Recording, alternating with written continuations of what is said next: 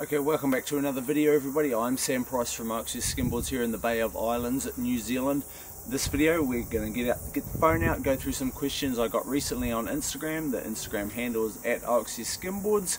Some of these questions are very straightforward, some of them are not. I just felt like some of these could do with a little bit more explanation, as of course Instagram's fairly limiting, so here we are in this video. Now, I just posted a question a little while ago via Instagram story. Ask me anything about skimboarding in New Zealand. A little background to me: I run OXS Skimboards. I started OXS Skimboards in 2008, which feels like not very long ago, but turns out it's actually quite a long time ago. I've been around the sport. I run events. Now, I've been to a heck of a lot of New Zealand. I have not been everywhere. I've travelled around New Zealand pretty much since from 2008, chasing skim. I'm a huge far north fanatic. That is the part of the country I'm the most passionate about, and of course Great Barrier Island is also on that list. So anyway, here are some of the questions in no particular order. A great location one: have you been skimboarding anywhere around Dunedin? If so, where? No, I haven't. I have always been interested in Dunedin. It is a hell of a long way from me, although it's quite easy to get to. There's got to be some good skim down there. I sort of have season on, season off, typically with sales down there. There are skimboards down there. I do not know much about Dunedin. Never had an engaged rider from down there or anything like that who's been relaying information to me. So unfortunately, I do not know much about Dunedin skimboarding.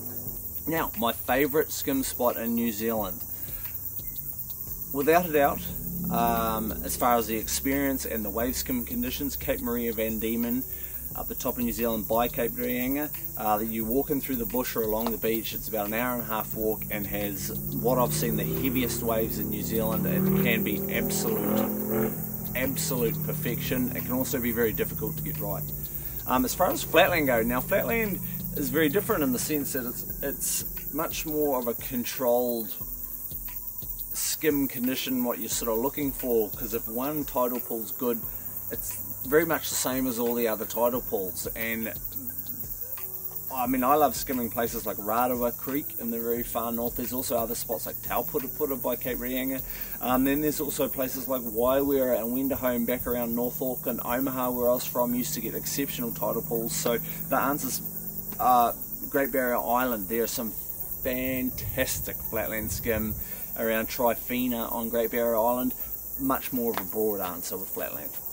This is one from an international rider. What is the power like compared to California or Mexico? Firstly, I haven't been to California or Mexico. I mean, a lot of California is the mecca for wave skimboarding around the world. Mexico looks insane. I'm more interested myself in travelling to Mexico. The power, due to them being on the west coast, most of our skim is on the east coast of New Zealand. Shorter swell periods, smaller swells, not as powerful. I'm 99, without ever going there, I'm 99% certain in saying that the East Coast skim here is nowhere near as powerful as what is being offered up in California or Mexico. There are, of course, exceptions to that on the west or northern coast here, with Cape Maria Van Diemen being west coast and very powerful. And we've just returned from a trip at Spirits Bay, or the Pandora end of Spirits Bay, and massive amounts of power. Fall over in the shore and get swept to the top of the bank. It's not like that really anywhere else on the east coast. So I'd say those couple of spots, probably relatable. Now, this is probably the one where we're going to go a bit more in depth. What makes skimboards so expensive? Now, firstly, if you're comparing handmade, high-end, high-performance skimboards to a $40 Chinese-made skimboard that you buy at a franchise store that doesn't care about skimboarding, what you're actually comparing them to, you're completely wrong. You've missed the mark. You've missed the mark of what you're comparing them to. I myself here sell a carbon fiber skimboard made probably very similarly to all the other manufacturers out of America. We'll just use America as the example here. I am 620 NZ dollars for a carbon fiber skimboard. I'll just run a quick currency conversion. Okay, so 620 NZ dollars is $400 US. There is none of the top companies in America right now are selling boards that cheap. They're all, as far as I can tell, mid 500s when it comes to US dollars, which would put me up to about 800 Kiwi. I regard the product they make here, I've always wanted to keep skimboarding as affordable as I can. I am running a business, I am supporting my family through this company. I import all my product from overseas and all the raw materials into New Zealand, and they are handmade. Every single OXS skimboard is made by me here in the Bay of Islands. I pride myself on that. I pride myself in my pricing. Quick commercial break time. If you are looking for one of the best boards in the business, get along to oxsskimboards.co.nz, where you'll find a huge range to suit all sizes, all types, all levels of riders, flatland skimming and wave skimming. All boards are handmade here in the Bay of Islands, New Zealand, and everything can be viewed on the website and is available to ship to your door immediately. Now, back to the video. Now, I'm fully aware that $600 or $700, $800 is a hell of a lot of money, because it is to me. If I was to spend $700 on something, that to me is a lot of money. But there is a shop here in New Zealand, and I'll use this shop as an example. They are selling e-glass skimboards from an American company for up to $1,400. That is not an error. That is 100% factual. This is a store who does nothing for skimboarding, does not care about skimboarding. They just want to try to make some money. So when we talk pricing, or you think they're very expensive, this is me trying to educate you on the topic of that. My boards here at OXS Skimboards are very, very, very fairly priced. This is a good one, and something I'm working on more of. What are the best conditions for Pārtaua North, Pārtaua South in the Whangarei coast?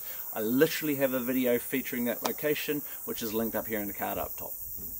What is my local most common skim spot? Now, I have a couple of skim spots really close to home, like within a couple of kilometres, which I don't actually like, so I'm not really going to touch base on them. I have a spot on Long Beach at Russell. I'm at the Paihia Opua side of the Bay of Islands. We have Long Beach on Russell, which I do skim a little bit. It's not really where my local, if I've got to get on the ferry, I would rather go out to Elliott's Bay, which is south of Cape Brett, out on the northern part of the Whangarei coast. Can be a very, very, very fun spot. That's probably my most favourite and most frequented spot here. There is also a spot check video on that in the card up top. Ideal conditions for Papamoa or Mount Maunganui. I'll link my man Perry, his Instagram. He's mad keen skimmer from down there. Just speak to Perry, go skimming with Perry, you'll enjoy it. Will you do a skimboard giveaway? Now, I've gone away from doing giveaways. I've done photo comps in the past, things like that. I tend to give product to those people that are out there skimming, actively involved, genuinely keen, looking around the place, skimming by themselves, looking at conditions, skimming through winter. That's typically where I give product to. I don't broadcast this because it's just between me and the person I've chosen to give that to. So the short answer is probably not for you, but someone's getting a free board or two. How many team riders do I have? Now, I have Daniel officially in the Philippines, who has his pro model, the MacTail. I've sponsored the Aussie Skimboarder guys in Australia, which I'm just in discussions with them right now. They were producing a hell of a lot of content. They are not now. I don't really personally see a lot of value in having official team riders with my company that's this small. Now, having sponsored riders is something that I have scaled back in the past because I haven't actually had a good run. Pretty much everyone I've sponsored in the past stepped away from skimboarding, probably like a lot of people when they get older. It's not something that I really want to have with my company. I tend to just look after those that are actively involved, and we kind of just, there's nothing official in place. Am I going to host another skim trip or meetup? I would like to plan a formal trip in April. We used to do a relatively formal trip to Great Barrier Island in the first week of the April school holidays. It's probably looking like potentially the second week of the school holidays this year. I would like to organise a formal trip once a year to the very far north. Of course, you're welcome to come skimboarding anytime by messaging me.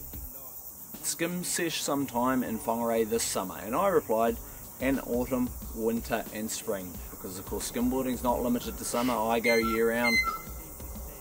And that's it for the little Q&A from Instagram. You can, of course, jump along to OXS Skimboards and shop a hell of a lot of skimboards up on that website. Feel free to drop a question down below and I'll get about to answering it. Hopefully I'll see a few of you guys at the beach. I'm Sam Price.